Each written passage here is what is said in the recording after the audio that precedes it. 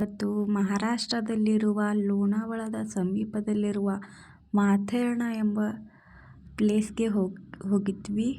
ನಾವಿದು ಯಾವಾಗ ಹೋಗಿದ್ವಿ ಅಂದರೆ ಇದು ಮಳೆಗಾಲದಲ್ಲಿ ಹೋಗಿದ್ವಿ. ಆವಾಗ ತುಂಬಾ ಚೆನ್ನಾಗಿರುತ್ತೆ. ಹಸಿರಾದ ವಾತಾವರಣ, ಎಲ್ಲೆಲ್ಲೂ ಗಿಡ ಮರ, ಬೆಟ್ಟ ಗುಡ್ಡ, ಅಲ್ಲೆಲ್ಲ ಹೀಗೆ ಕಬ್ಬಿಣದ ಬೇಲಿಗಳು ಹಾಕಿದ್ರು. ಆ ಕಡೆ ಏನಾದರೂ ಹೋದರೆ ತುಂಬಾ ಆಳವಾಗಿರುತ್ತೆ. ಅಲ್ಲೆಲ್ಲ ತುಂಬ ಹೊಗೆ ತುಂಬಿಕೊಂಡಿತ್ತು.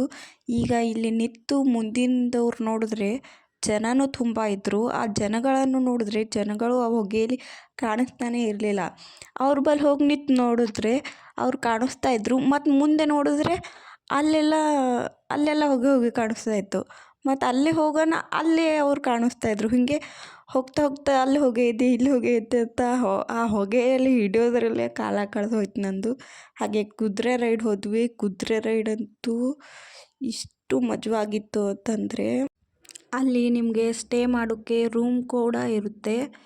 ಅಲ್ಲಿ ನೀವು ತುಂಬ ದೂರದಿಂದ ಬಂದಿದ್ದೀರಾ, ಇವತ್ತೇ ಸುತ್ತಾಡೋಕ್ಕಾಗೋಲ್ಲ, ಮರುದಿನ ಸುತ್ತಾಡ್ಬೋದು ಅಂದರೆ ಒಂದಿನ ರೂಮಲ್ಲಿದ್ದು ಮಾರನೇ ದಿನ ನೀವು ಎಲ್ಲ ಕಡೆ ಸುತ್ತಾಡಿ ನೋಡ್ಬೋದು.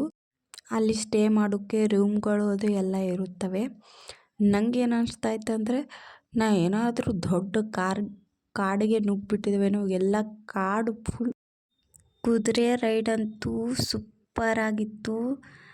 ಲೈಫಲ್ಲೇ ಬೆಸ್ಟ್ ಎಕ್ಸ್ಪೀರಿಯನ್ಸ್ ಅಂತ ಹೇಳ್ಬೋದು.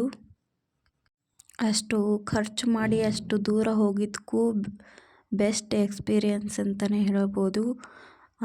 ಒಂದು ಕುದುರೆಗೆ ನಮಗೆ 3,000 ತೊಗೋತಾರೆ. ಹಾಗೆ ನಿಮ್ಮ ಇಬ್ಬರದು ಸೇರಿ 6,000 ರೂಪಾಯಿ ಆಯಿತು. ಹಾಗೆ ಕುದುರೆ ಮೇಲೆ ನಾನು ಒಂದು ಸತಿನೂ ಕೂತಿದ್ದಿಲ್ಲ. ಅವತ್ತೇ ಕೂತಿರೋದು. ತುಂಬಾ ಭಯ ಇತ್ತು. ಆಮೇಲೆ ಕೂತ ಮೇಲೆ ಇಳಿಲಿಕ್ಕೆ ಮನಸ್ಸಾಗಲಿಲ್ಲ. ಅಷ್ಟು ಚೆನ್ನಾಗಿದ್ದು ಕುದುರೆಗಳು. ಅವ್ರ ಕುದುರೆ ಹೆಸರು ಬಂದುಬಿಟ್ಟು ಆದರ್ಶ್ ಅಂತ. ನನ್ನ ಕುದುರೆ ಹೆಸರು ಬಂದುಬಿಟ್ಟು ಶಶಾಂಕ್ ಏನೋ ಇತ್ತು.